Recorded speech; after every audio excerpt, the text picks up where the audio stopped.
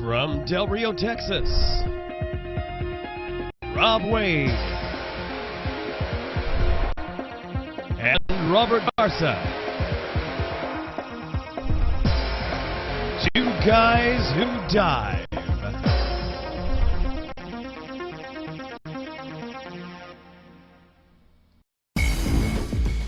This episode of Two Guys Who Dive, recorded Saturday, 31 March, 2012.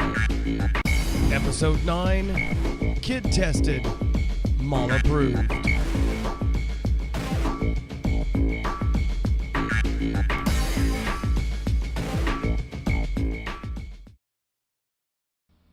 And here we are once again, Robert. Hey, how's it going? It's good.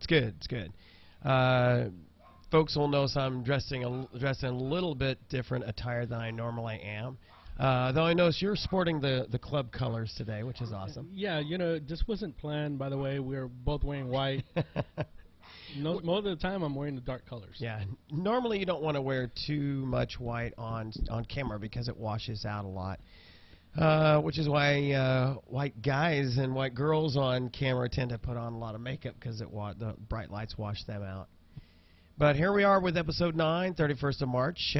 For those of you who are wondering why we are podcasting earlier on Saturday rather than our normal 8 p.m. Central time slot is because I have a gig right after the show. In fact, as soon as we end the podcast, I'll be shutting things down and bolting for the door.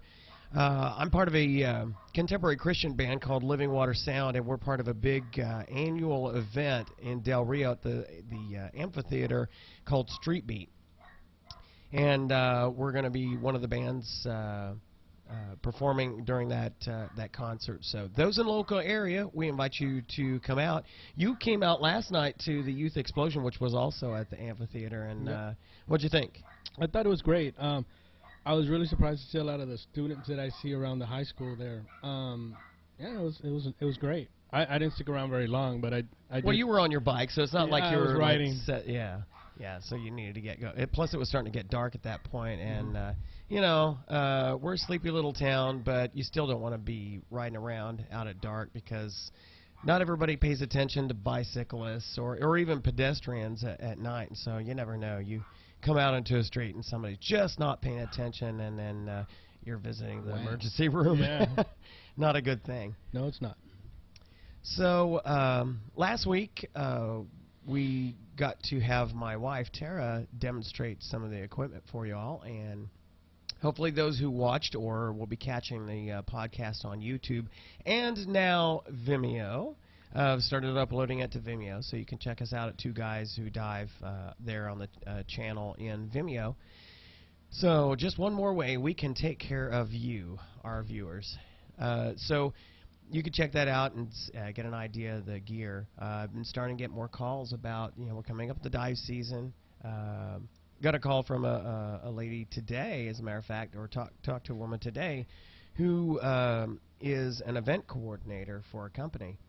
And she was interested in really once I got her explanation of what she was trying to do, it turned out she was really kind of looking for one of those resort courses. Oh, okay. Yeah. They have a number of people in the company, and I guess I've heard of this sort of thing before with companies that, just one of the benefits they try to provide for their employees is some sort of event coordination or something that's kind of a value added piece to the whole since they can't necessarily compensate you for every dime, everything that you do, especially with this economy. There are other ways they can try to provide value, benefits or vacations or some sort of getaway or seminars, or in this case, event coordination, which is pretty cool. I guess I think, in this day and age, this might be something a lot of companies can take advantage of because there's a lot of local opportunities, depending on where you're at, to enjoy different events, camping. She mentioned hiking, those kinds of things, those who like to go outside and do stuff.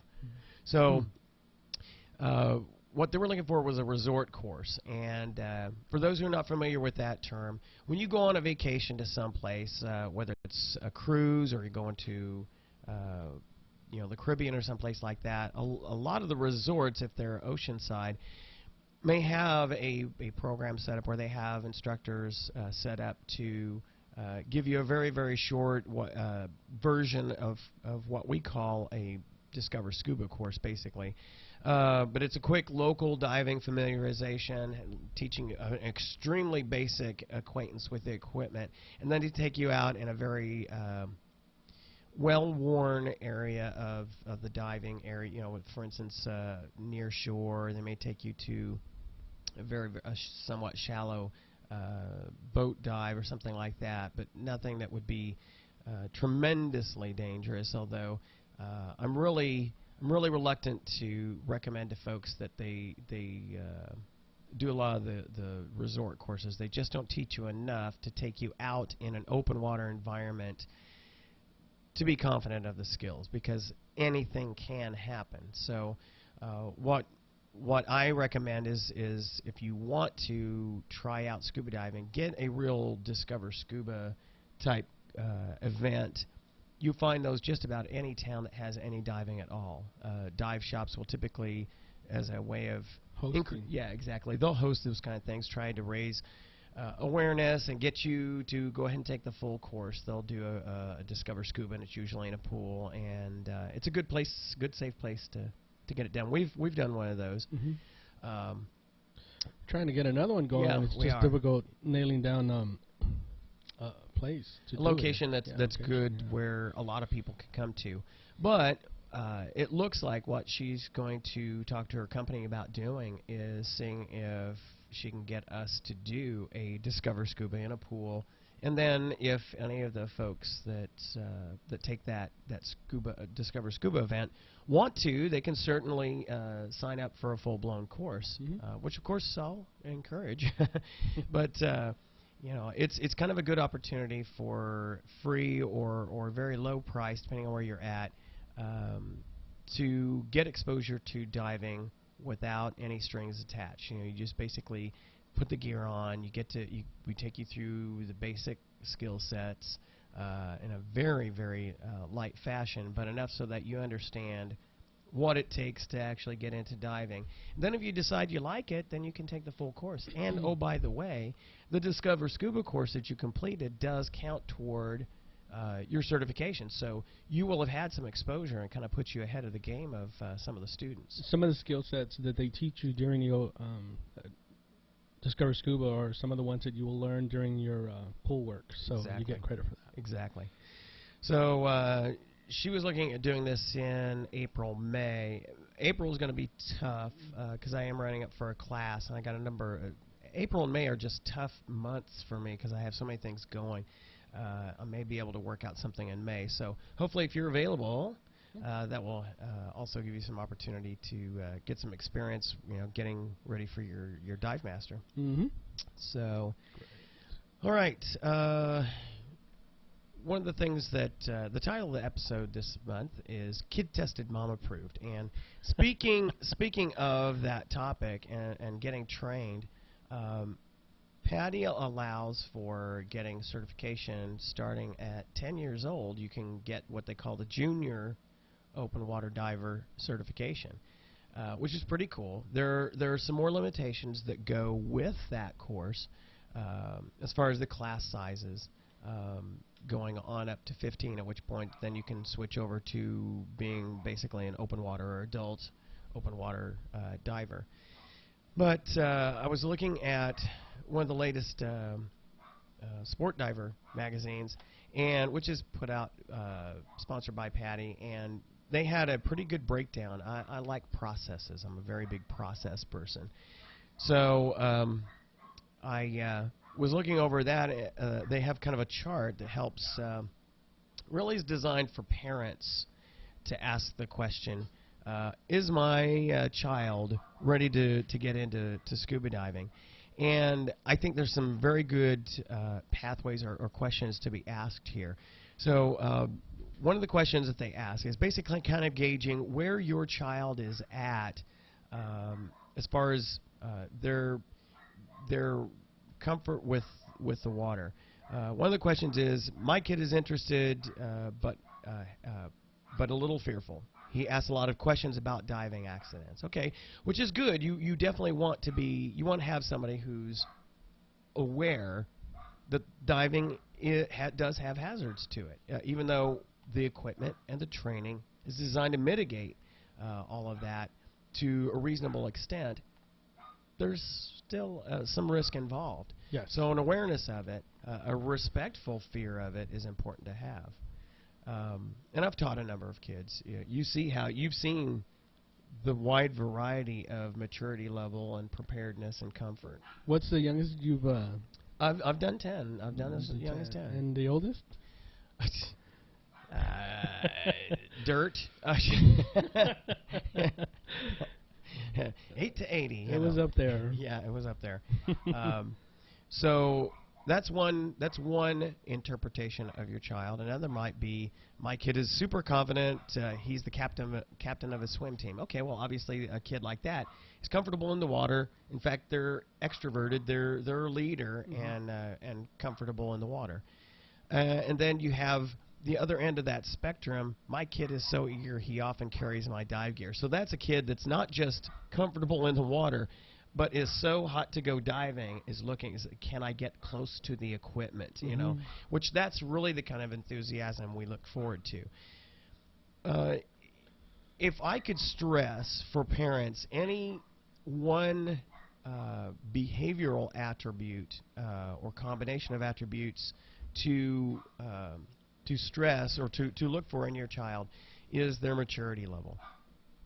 As an instructor, I have to make sure that my assessment of your child is such that they're able to pay attention, they're able to follow instructions, because they have to follow the instructions given to them, and they have to be confident enough in their own self, their own ability, to, as they assume the techniques that I'm showing, that they're able to do them back.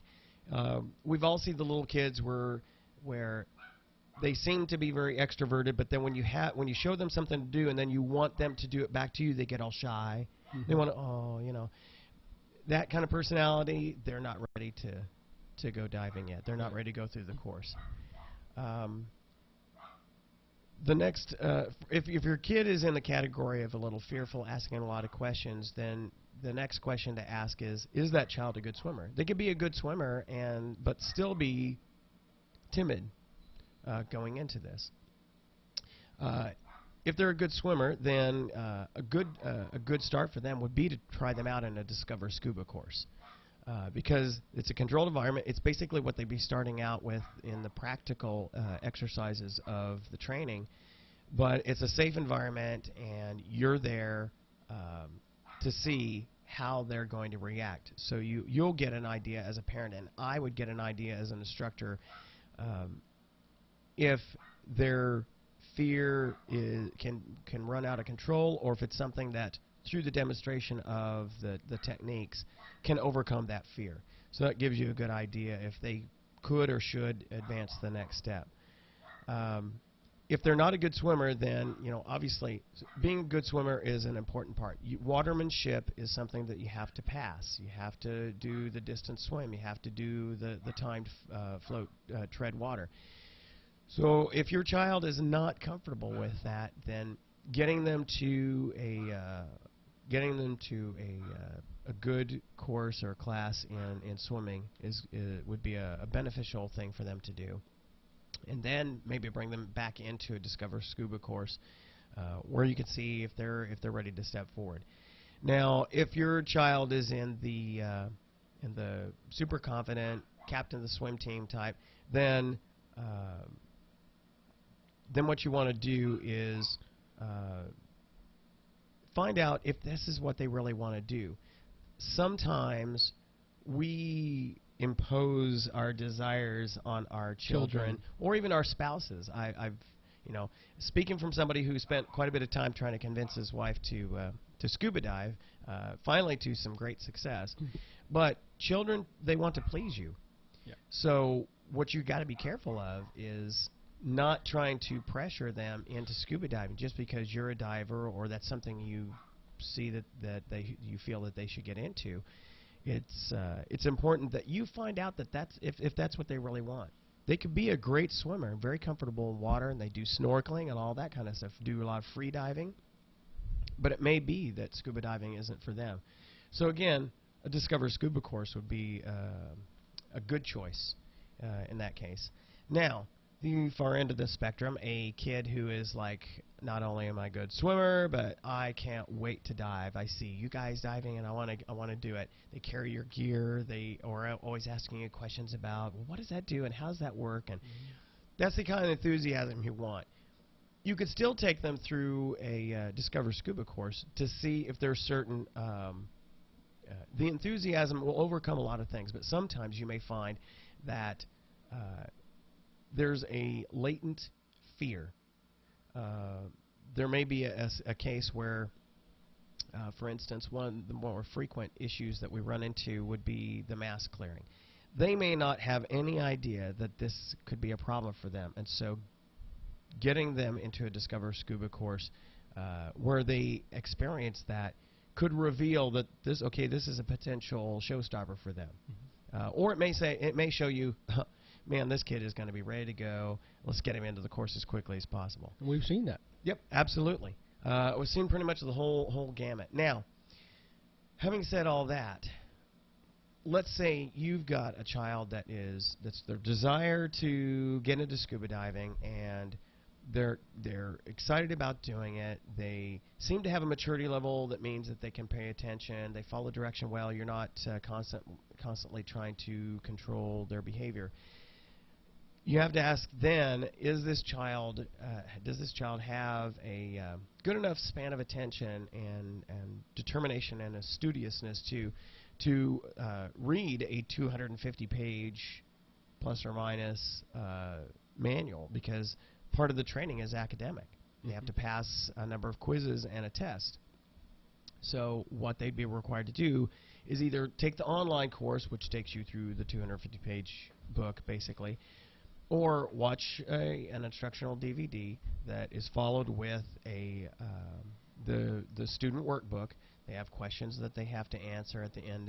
They have various little spot quizzes and then a quiz at the end of each section, ultimately leading to what we'll do when we meet in the class, which is to get together and go over that material, discuss the answers, do prescriptive teaching, where areas they're not strong in or not confident in, and ultimately pass the exam piece. Can they do that? Do you notice as a parent that it's always a chore to get them to get their homework done? You know, that would probably be a good indication. If they're always late with their homework or not on top of that, you always have to write them. It may be that they're not ready to, as enthusiastic as they may be to take the course and to get certified, they might not quite be ready because they have to pay attention. That material that they learn is important. But I wonder also, though, there's a lot of kids out there that I've seen that, you know, their motivation is based on interest. Yes. You know, for example, they may not be wanting to necessarily do their math or English or science homework, right? But yet this is something that interests them, just kind of like gaming. I'm sure a lot of you that do have children, you can get them to tell you everything there is about a video game, but you know, get them to tell you something about their work or something that they're doing in class. It's like pulling teeth. So this is, if they do find, you know, that interesting, I bet you they're probably more likely to really want to read that and memorize that. And that was my situation. Academically wise, I didn't like it, but give me something I was interested in, and I was all over it, you know. And I've seen that in a lot of kids, although times have changed and a lot of these students now are really getting into their studies because they want to go on to colleges and do other things like that, and they know that grades are important. Exactly. So they're trying to maintain that, plus the sports and every other thing. And now there's UIL activities out there that weren't there when you and I were in school, and now they got everything from, you can name it. So golfing. Of all things. Golfing. There's golfing? There's golfing, volleyball, soccer, It's crazy. everything you can think of. It's out there. Depending on what city you live in, more accessibility like to a pool. Obviously, we don't have that here, but I think a lot of it is interest-based learning, and if they're really truly interested, you're going to see them really going for that. But I actually recommend that they do their studies, because that's just me. Yeah. Well, good point. Good point. Really what you're kind of talking about is a little bit of peer pressure. You'll see, a kid that has been certified or has been through a resort course or something like that, and then they tell one of their best friends, they're like, oh, this is so much fun, you got to try it, and then that kind of builds on itself.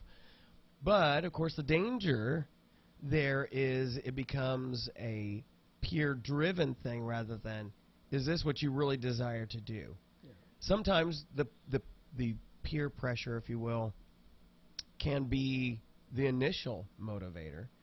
It might be the point at which the child is triggered. So, what, I never thought, oh, that would be cool. But then it takes on a life of its own. It's not if your friend loses interest that you lose interest. But sometimes it can just, well, okay, I don't care. You got me interested in it, but I don't care if you stopped being interested in it. I still want to do this. Which is like in my situation. Yeah. That's exactly how I started. True. And a friend of mine at work was, when you all were starting the very first actual meeting in Del Rio about scuba diving, was like telling me, hey, they're going to have this meeting, do you want to go with me? Let's go. And then I was like, sure, let's go. Yeah. So we went to the very first meeting, and from then I signed up for the class to get certified. Yeah. Which was when I met you. Yep. And for the very first time, when was that anyway? What was the first meeting? You remember? 2008? No. No. Yes, it was, because I wasn't an instructor yet. It was before that. It was at least 06 maybe. Is it 06 or 07? It was around there. Hard to believe. Yeah. Well, went to it. We both went through the course. My friend had complications during the course. And he did actually successfully complete the course, but never got back in the water, which, I'm kind of, I'm really bothered by that. I really hope that he does get back into the water. I have talked to him recently, a few months ago, and he talks about wanting to get back into it and needs a refresher. Obviously, he would need a refresher course because he has not been in the water ever since he got his certification. Right. But I really hope that he does it and completes it. But this is something that I knew going into it that I did want to do this and was going to go for it 100%, and I did. Although he did drop out and wasn't able to continue diving, other friends of mine actually did get certified, and we have been diving. Monica's one of them. Yeah. Dominic is another. Dominic, hey, what's up? If you're watching. Good movie last night, by the way. If you haven't seen The Hunger Games, you got to check it out. They say the books are better than the movie, but I ain't got time to read right now. Anyway, but yeah, that's how it is. And like you said, sometimes you will find that the whole peer pressure thing, people may not want to dive because their friends aren't doing it anymore. They don't want to do it. But trust me, you'll find somebody out there that will dive with you. And that's exactly what I did. So that shows you really how not just the peer pressure building or initially triggering interest can, and that's, we're talking about adults here in this case, but also how the experience itself can affect whether you continue on. We talked about last week how it's important to go get your gear. You get, it's the 3 E's. You get the education, then you get the equipment, then you get the experience, and they feed on each other. It becomes a constant cycle. But also the experience that you have during the training, the education piece, can flavor how you view diving for the future and whether you continue it.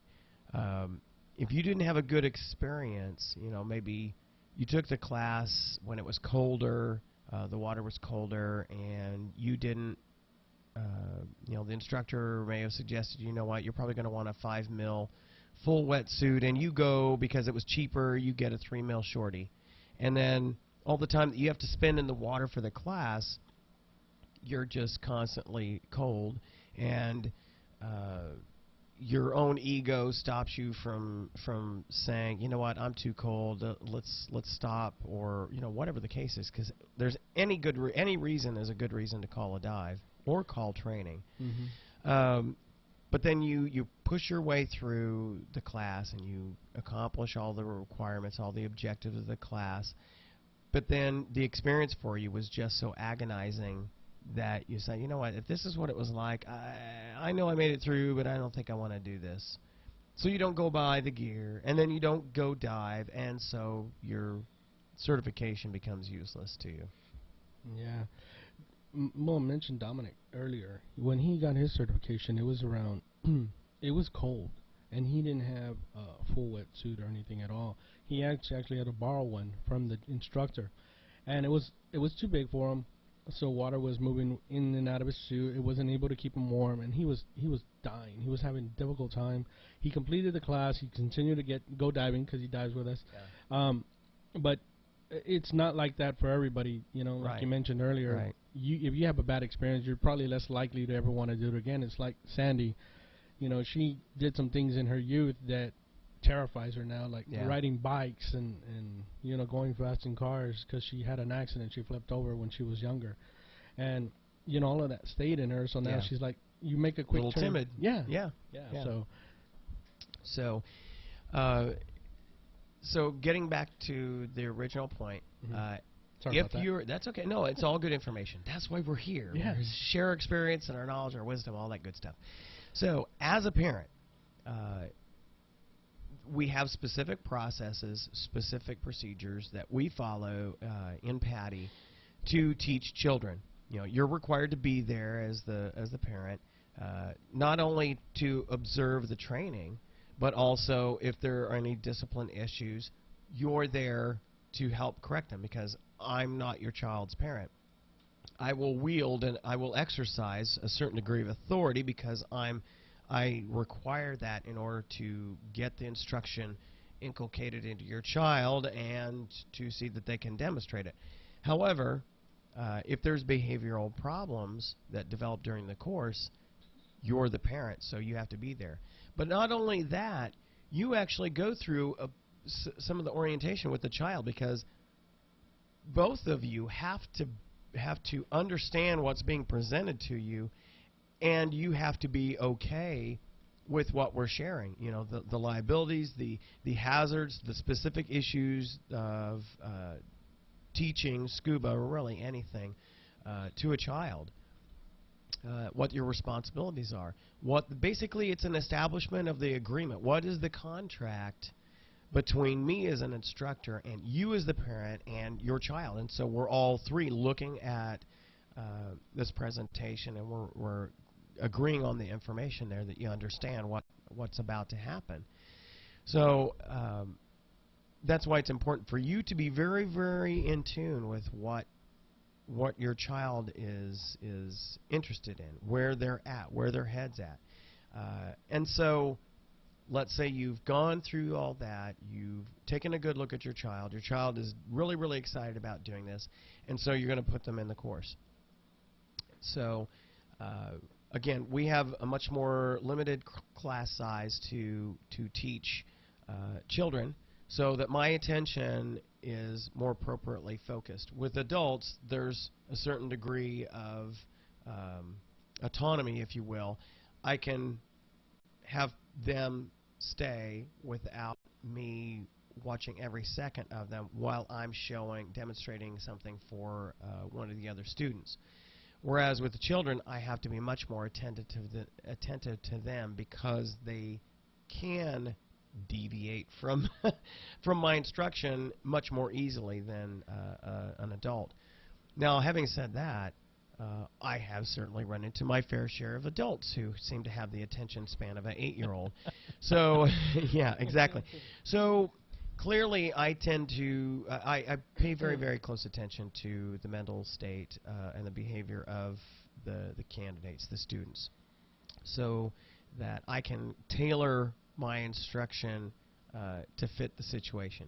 So your child will get, as far as I'm concerned, they will get the best training possible that they're ready for. At any point, if I feel that we've reached a threshold or an obstacle that would make, in my opinion, as the instructor, make continuing the training for them unproductive or not successful, I will discuss that with you, and so an appropriate decision can be made. Now, in some cases, it may be that we just need to stop where we're at and then bring them in another class when they've had a chance to kind of digest what they've received as far as instruction, or deal with a issue that came up for them, a fear or something like that. Or it may be that it turns out, you know what, it's just not going, no matter what they want, no matter how eager they are to take the class, it's just not for them. They thought it was going to be, but the obstacles are just too great. And that's okay. It's not about, well, I failed. As a child, I failed. You know, we shouldn't certainly berate them or say, well, what good are you? I just spent all this money, blah, blah, blah. No. They have to be ready for it. They have to have certain combination of faculties ready to take the class. And you as a parent have to support, give them that support mechanism. I'll support them as much as I can going through the course, but there comes a time where you may have to say, knock it off. That we can't go any further at this time. You can certainly take another look at it later on, maybe the next year, or even later on that year, that season. But or if you feel that, and this is true with any instructor, if you feel that that instructor just doesn't have the right technique to work with your child, you could certainly get a referral and say, okay, my child got this much of the course done, and you could go to another instructor and have them basically pick up where the child left off before. Because sometimes that could be the case. I'd like to think that I can adapt to just about every kind of personality type or child or adult out there, but I can't guarantee that's the case, and neither could any instructor that is using wisdom and is being prudent. So certainly, just because an instructor can't successfully facilitate your child through the course doesn't mean another instructor couldn't do it. Mm-hmm. So don't totally give up. It's up to you, but you're the parent. So, but the course is designed so that it's designed for success. Yes. Not failure. Nope. I have heard horror stories of other instructors. I don't even know what agency they were with. I would like to think they were not with Patty, but I've certainly heard my horror stories of instructors that practically dared the student to make it through the course. And that just shocks me when I hear anything like that. I want you to succeed. I'm not just going to hand you a certification, but I have to make sure that you meet the standards that Patty sets forth in their training curriculum. However, I'm going to do what I can to help that facilitation. I'm going to be as encouraging as I can. I'll go as slow as needs to happen to make sure you get the skills down. But having been diving for a while, having dealt with several different types of personalities in the water, right. I'll go as far as saying that I don't know where some of these people got their training, but they are dangerous. I'll border on the line of dangerous. You got to be really careful. So if an instructor, we're talking about instructors, and if you have an instructor that's that way, I think you really need to stop. And if you see an instructor daring you to do anything, right, it's obvious that you're taking the wrong course. You just need to stop, say, you know what, I don't think I'm going to do this, and look for someone else to do. your certification training. Right. You really do not want to have a bad experience, because we discussed it earlier. It's going to affect your diving. It could possibly affect your diving. Right. And you may not want to dive at all. So please That's try true. not to do something like that. Be aware. And if you're going to have your children go through a class, make sure that you're there. Like Robert said, you have to be there Right. for a portion of it. And if you see that at any point things aren't going the way you as a parent, you need to actually stop and say, hold on, this isn't right. Children are probably more likely to talk to you as a parent than they are to the instructor and say, you know what, I don't like that. As an adult, you can tell him, you know what, I don't feel comfortable doing this. Right. Children are less likely to tell something, especially like that, to a stranger that they just possibly met. Right. And tell them, you know what, I'm not comfortable doing that, but they'll tell their parents that. So you as a parent, if you want your child to do this and they want to do this, please listen to them, and if they have any issues, definitely address it with the instructor. My son, he's going to be 10 in June. He's already talking about it. And so how is his swimming ability? It's not great. So what we're going to do is we're going to put him through a swimming class before we do anything, because I want him to be comfortable in the water. Right. Ultimately, swimming, there's a portion of it that you have to do on the surface. You have to be able to tread water for 10 minutes. Right. And with clothes on. And or something. It's a joke. Never mind that one. But I want him to do it. He wants to do it. I'm not pushing him to do it by no means. I'm not pushing him at anything to do anything he doesn't want to do. Right. But he did say, Dad, I'm ready to dive. So I want to get his swimming down first. Right. And then when's his birthday? June 25th. Wow.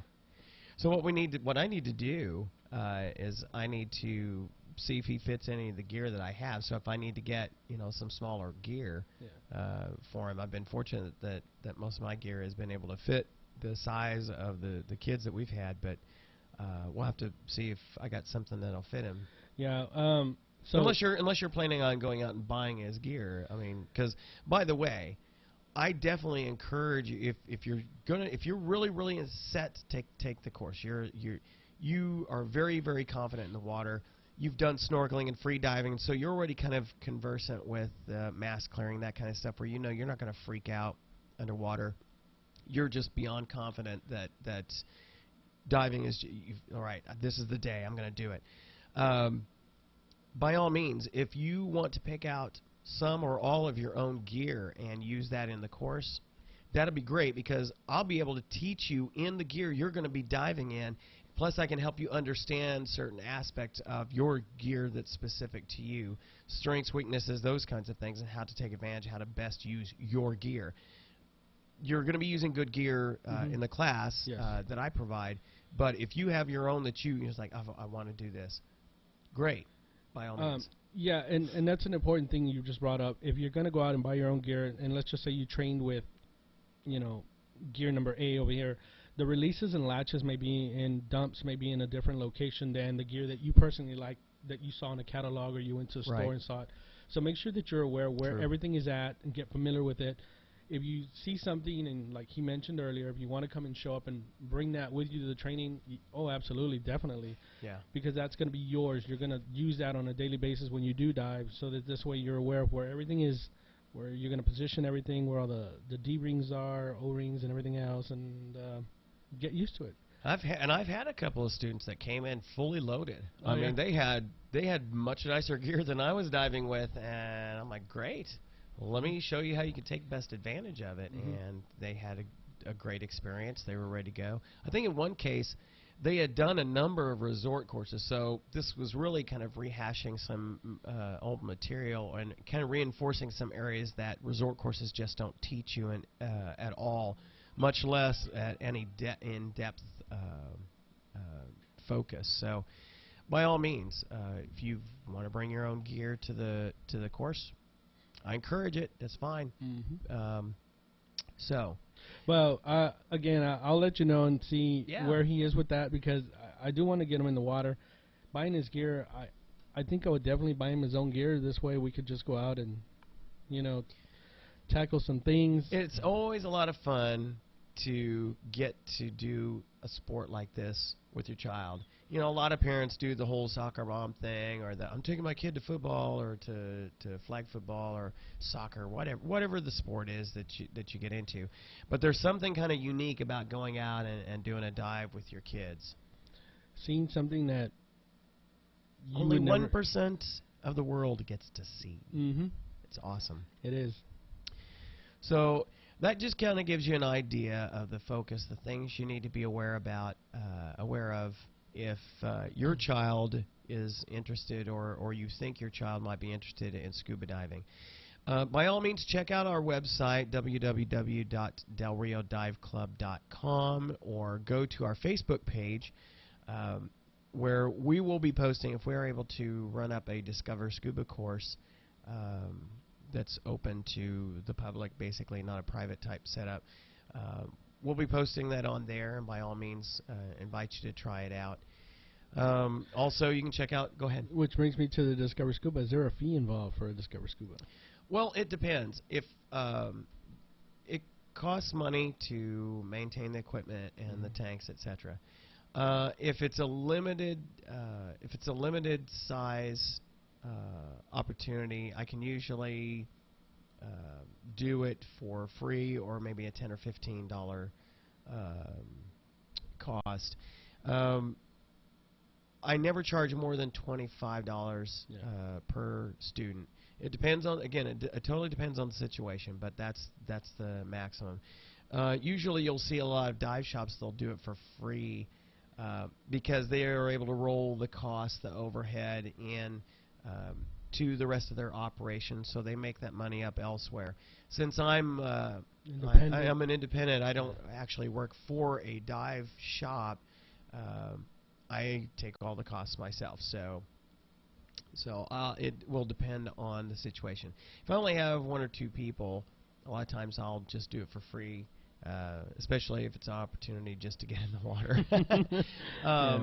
But if it's going to require quite a bit of organization and work on my part, then I usually tack a fee onto it, especially if I have to rent the pool or some other thing, like some other cost that I can't just throw together on. Yeah, you see, a lot of people don't understand that it's a lot of effort to get one of these things off the ground. We did one. It was me, Monica actually did pretty much the legwork, and then you came in, rolled in, and did the actual course.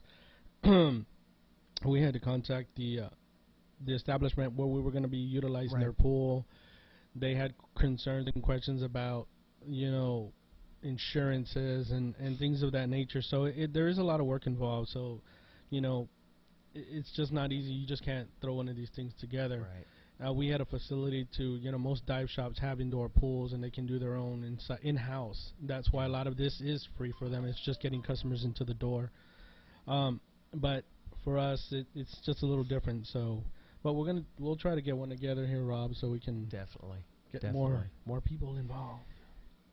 Okay, so I think I mentioned last week, or maybe it was the episode before, that we kind of like to break things up a little bit. I like to show a little bit of video.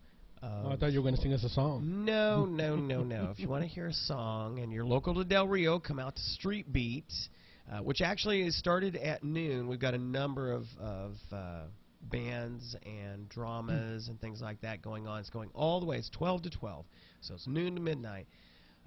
We go on at 5:15, so at the moment we finish the podcast, I'll be busting out of here to get set up. But videos. Like to throw videos up for of our different dive excursions, that kind of thing. So I've got a video from our trip a couple of years ago to the Florida Keys. I love diving the Keys. It's in the U.S., so it doesn't require a passport or any of that kind of stuff, just travel. And we did some diving for the first time in Key West, and we dove on the Vandenberg. Now, for those who don't know about the Vandenberg, it's been a number of different things. At one point, it was even actually an Air Force ship, believe it or not, which is pretty cool. Its last life, if I remember correctly, was as a fake Russian science ship or satellite ship in the movie Virus with one of my favorite actresses, Jamie Lee Curtis. And and you'll see in the video some elements of that. It was finally cleaned up, cut up, opened up, and sunk in 2009. And so we got to dive on it, and I planned our trip just specifically for this. We dove on it a month after it had been sunk, so you'll see that it doesn't have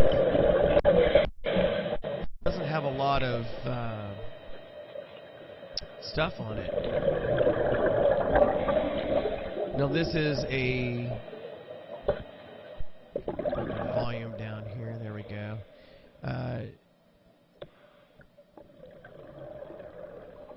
This ship is pretty clean, and the neat thing about it is it's so big. They've got a lot of what they call swim-throughs, where they've opened things up and you can get into it. And this was filmed with my little Intova IC10 10 megapixel camera that does 640 by 480, I think, video, which is why it's so small here. But it doesn't do a bad job. It comes with its own housing and everything. It's primarily a still camera, but I tend to do more video with it. But after our trip to Curacao, I'm just really convinced I want to get a really decent, not a high end, but a decent underwater video camera, because just the stuff that you can get. But it was so cool to go through this thing. It was so huge. I mean, we did 2 dives on it this day, and couldn't see it all. Couldn't see the entire ship. You see how easy it is to dive into these things. It was so neat because there were a number of scenes shot in this ship that I go, oh, I remember where this was in the movie. Yeah. There were some signs. There were signs. Yeah, there were. I don't know if in these clips I included some of them, but because it was supposed to be made up as a Russian ship, they had to, of course, put all sorts of Russian, numbers and words on there. This is what this room was or whatever. And and you still saw all that on there. And they still had the big dish antennas, although they took them off their upright mountings and basically welded them to the deck. So they're still there. As a matter of fact, that scene right there, if you look, that's one of the big antennas. Oh, that's cool.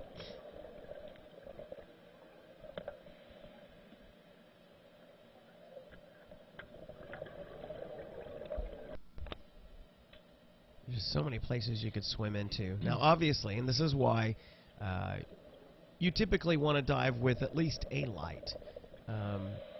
We had our BC lights on this because we were told going into this dive that there's some Russian lettering right there, as a matter of fact. We were told that there was going to be a pretty decent current on the boat.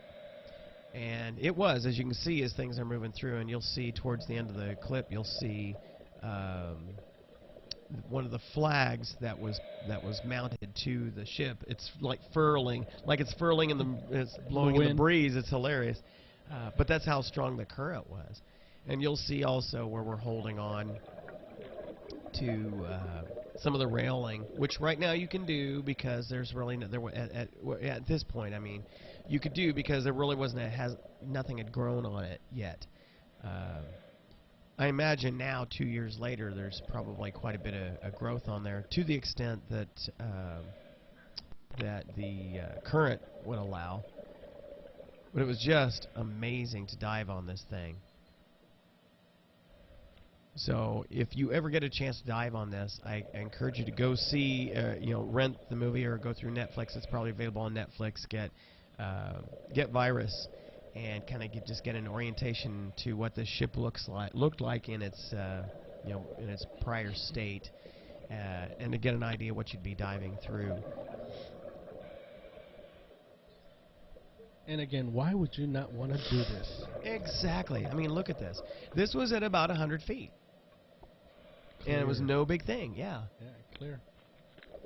They have scooter races on this thing every year. Scooter races. You know the underwater scooters, the little submersible personal vehicles. From end to end, or? Yeah.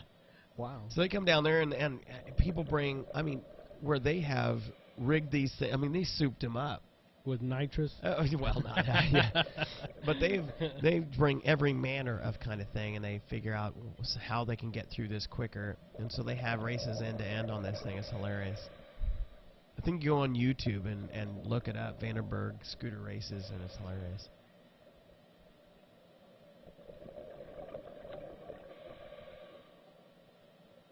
So they had to, as a matter of fact, I remember seeing on Discovery Channel or Learning Channel the sinking of this boat. So they showed how they put it all, cleaned it up, and put all the charges on it to make it sink properly. So it becomes a natural reef. It was pretty awesome.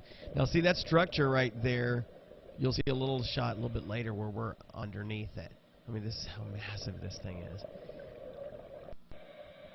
This is in the bridge. This is where a large part of the movie takes place.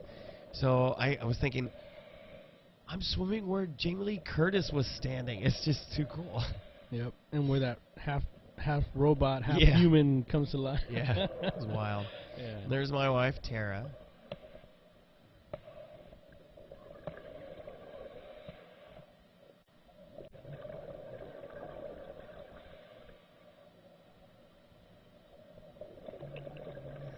You can see part of the floor had collapsed out underneath it.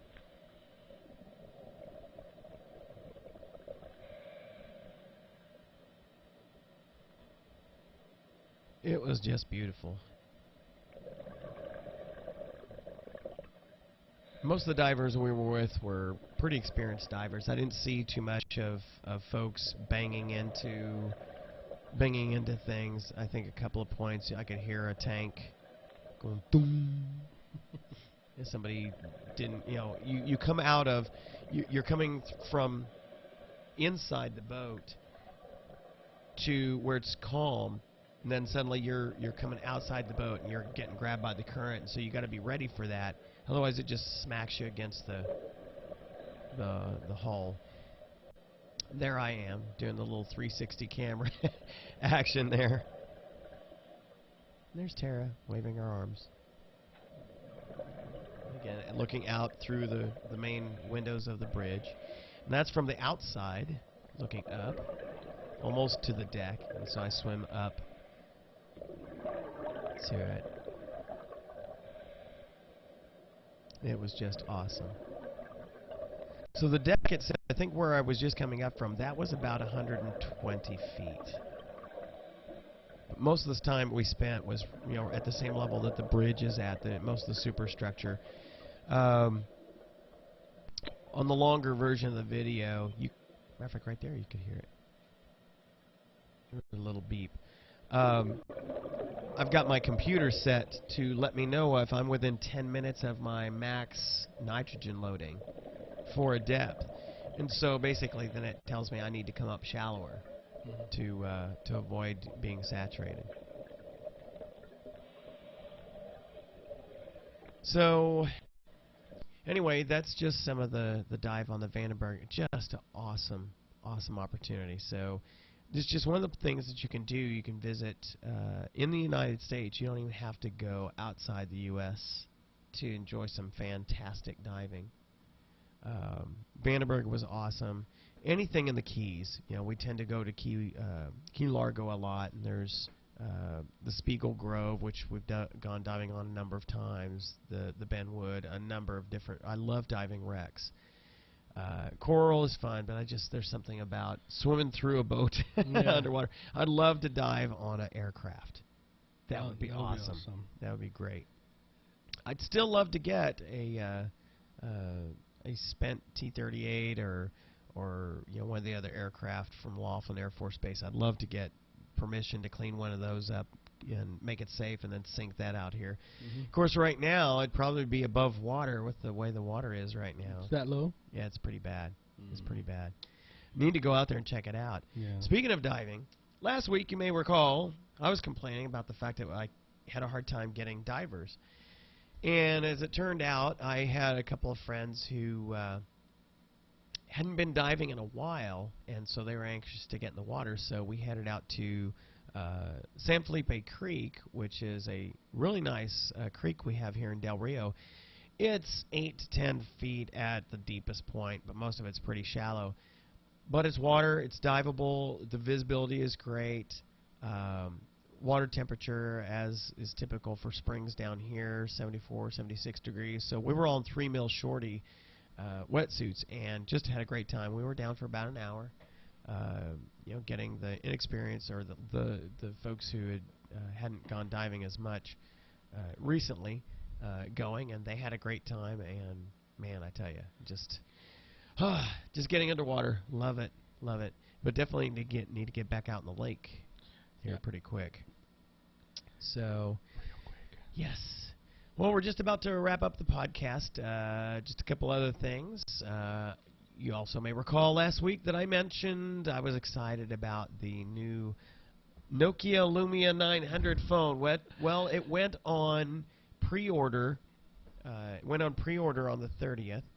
And so I went into the store. I was first in line, although unfortunately discovered some issues that caused me to be the second one to actually order it.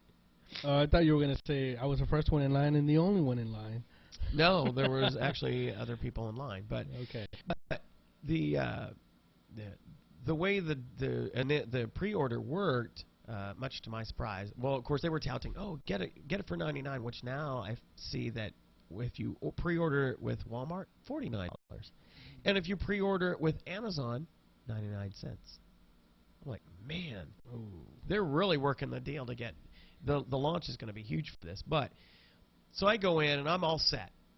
I figured because my contract isn't going to be up until later on this year that I would have to buy this outright, and I was fully prepared to do that. Tax returns are a great thing. So I'm all set to buy this thing, and they could not order it. They could not work it into the process. It was like, we can't. It's not showing up. I'm like, how could it not be showing up? Well, it turns out you could only do the upgrade or new contract type deal with this. I didn't care. I was like, you're not taking my money. I want to give you the full price for this thing. Well, we can't. The system won't let us do it. So it turns out you could not buy it outright or off contract until the actual launch date on 8 April. So they ended up finding a way that I could do an upgrade based on my wife's upgradability, which was already available. So I went in and ordered it under the $99 deal. So I will get it April 6th. The neat thing about the pre-order was you get it early. So I'll get mine early. So I'm excited about that. Last but not least, we kind of like to talk about new tech stuff every so often if we can. I was reading the other day about there are a number of personal signal location devices out there, but I was reading about a really cool entry into the market, a Nautilus LifeLine. It's pretty neat. It's very self-contained. It almost looks like a little handheld radio, like you see somebody walking through Walmart and talking to their friends on.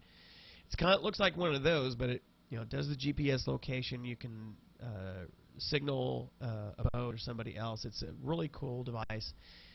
Encourage you to look into personal location devices if you do a lot of diving out in open water. They have them at Walmart, you said? No. Oh, okay. No, I was reading about it. Oh, okay. Nautilus LifeLine. So we were talking about Walmart, and you kind of left me sidetracked. No, that's why it's kind of shifted into the new tech thing. So. Oh, okay. There you go. So. I think that pretty much finishes up this week. We were going to try and do a commercial because we kind of jumped into that, doing our own promotional of things we like.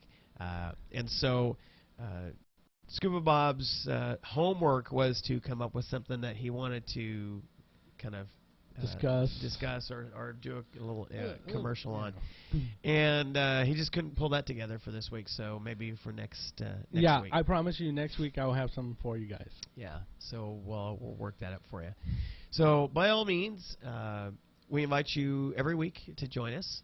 Please check out the YouTube page or channel, as well as the Vimeo channel for podcasts that you might have missed, or if you want to go back and see a part that was your favorite or that you didn't catch all of.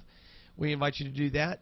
And also, join us in the chat room when we do the show. We love to field the questions or hear your comments about the show when we have our live podcast. We love to do that.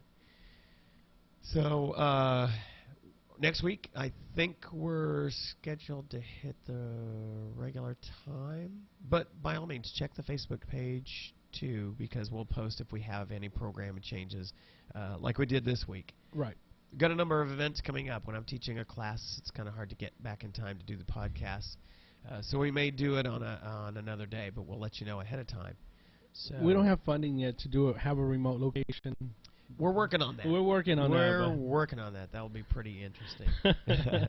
Yeah. So we thank you all for joining us, and we invite you to check us out every week, Saturday at 8 p.m. Central for Two Guys Who Who Dive. Dive.